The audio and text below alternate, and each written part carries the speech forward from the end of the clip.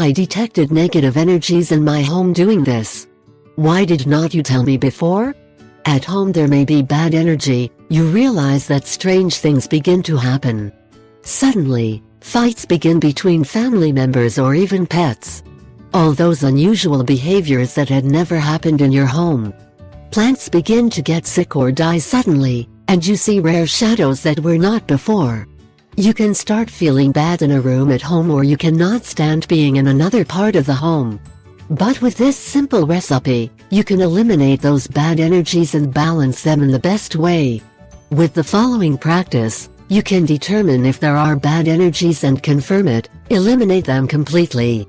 Negative energies can invade your home for different reasons. Remember that we attract just what we try to get. The energies move about what you want, and they can invade your house without you realize when you have many negative energies surrounding you.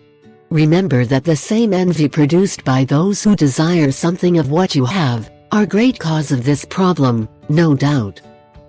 Without further ado, I'll explain how I detected negative energies in my home. What do you need? 1.